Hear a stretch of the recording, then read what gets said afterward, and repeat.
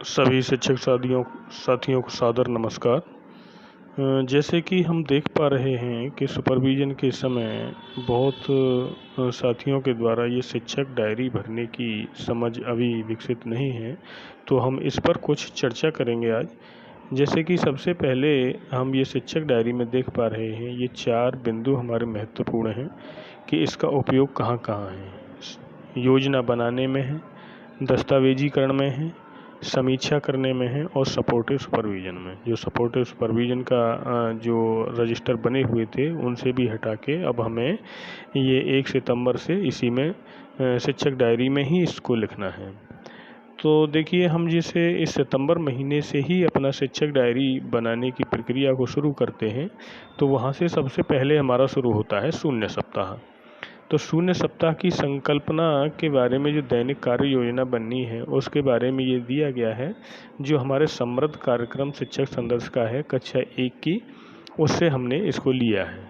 तो कक्षा 1 और 2 के लिए हम समान प्रक्रिया अपना सकते हैं, क्योंकि जो हमारा कोरोना महामारी के कारण जो समय गया है, तो उसमें जो बच्चे पिछले वर्ष कक्षा 1 में थे वो कक्षा 2 में आ गए हैं और उन्हें विद्यालय आने का मौका नहीं मिला है। तो उन्हें हम शुरुआत से करने के लिए जो हमारी शिक्षण योजना है वो इसी तरीके से काम कर सकती है। अब इसमें देखिए, सबसे पहले है ये शिक्षक डायरी में 18 नंबर पेज पर है, जो इसमें हमारी साप्ताहिक कार्य योजना बनानी है हर सप्ताह के लिए। तो ये हमने यहाँ भर के दिया है आपको कि किस तरह से हमें इसे ये भरना है। जैसे हमने सितंबर के लिए है तो ये शून्य सप्ताह है हमारा, और कक्षा इसमें 1-2 पड़ी हुई है और हिंदी विषय के लिए है। अब इसमें क्या क्या होना है इस सप्ताह में बच्चों के साथ हम करेंगे, वो सारे बिंदु हमने यहाँ लिए हैं। जिस तरह से ये परिचय सत्र है, कहानी है, जो अभी हमने समृद्ध कार्यक्रम की जो मॉड्यूल था उसमें खोल के जो दिखाया था प्रथम सप्ताह के लिए क्या है, शून्य सप्ताह के लिए क्या है, तो वो इसमें है। अब इसमें जो ये दिया है चयनित पाठ संख्या व नाम ये नीचे दिए गए हैं, और शिक्षण कार्य करने की हेतु अनुमानित जो कालांश हैं वो हमने 18 लिए हैं, यानी हमारे 6 दिन ये चलेगी प्रक्रिया, तो उसके हिसाब से है। अब इसके बारे में जैसे हमारी शिक्षण योजना होनी चाहिए, शिक्षण योजना पर भी हम ये बिंदु अपना ले सकते हैं कि क्या क्या है हमारा, इसमें हमारा उद्देश्य क्या है और हम टॉपिक बिंदु क्या लेंगे, तो ये सारी चीज़ें हम इसमें शिक्षण योजना में भर लेंगे। जैसे हम कक्षा 1-2 के लिए बात करते हैं तो ये उनके लिए भी ये जो प्रिंट रिच मटीरियल इसमें दिया गया है, और किसी भी क्लास के लिए है तो वो एक्टिविटी बेसेज और जो चार्ट से संबंधित है, और विद्यालय की जो दीवारों पर जो प्रिंट रिच मटेरियल बना हुआ है उसका हम महत्वपूर्ण स्थान है, और उसका प्रयोग अच्छी तरह से हम इसमें करेंगे।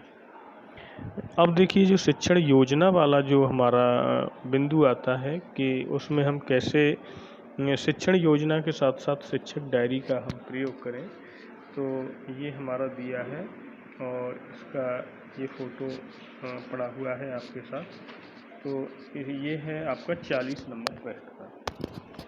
तो इसे हम जैसे कि देखते हैं अच्छी तरह से, ये हमारा मुख्य टॉपिक है जो भरने में समस्या आ रही है। इसमें पहला कॉलम है केवल कक्षा, तो हमने कक्षा 1 और 2 के लिए सम्मिलित ये बना लिया है, क्योंकि इसमें जो हमारे ऊपर ये डेट पड़ी हुई है हमने यहाँ डाला है इसमें कि 1/9 से लेके 8/9 तक, यानी हमारा ये प्रथम सप्ताह है, और इसमें 6 कॉलम यानी बने हुए हैं। अगला जो हम पृष्ठ बदलेंगे तो 3 पृष्ठों के बाद चौथे पृष्ठ पे हमारा वही माह सप्ताह संख्या जो ऊपर की लाइन में है वो प्रक्रिया आ जाएगी, और दिनांक डालने के लिए मिलेगा हमें कि कौन से दिनांक से कौन से दिनांक तक का ये सप्ताह है। तो इसमें हमने सप्ताह के पहले दिन वाले कॉलम को ये भरा है, यानी एक दिन के लिए एक अध्यापक द्वारा एक कॉलम ये इस तरह से भरा जाएगा।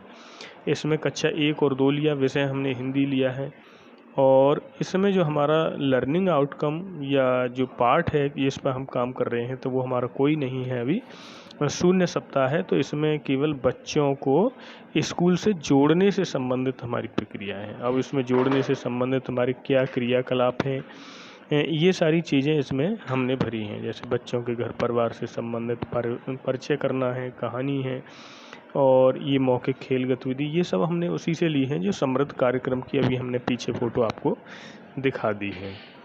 तो उसके अनुसार फिर हमने ये उसमें है क्रियान्वयन के पश्चात शिक्षक का स्व आकलन। तो इससे क्या प्रभाव पड़ा, क्या सीख पाए, कितना हमें उससे जो प्रतिफल मिला, वो चीज़ हमें इसमें भरनी है। तो ये चीज़ हमारी थी जो शिक्षक डायरी में अहम भूमिका है, आप सभी को भरनी है।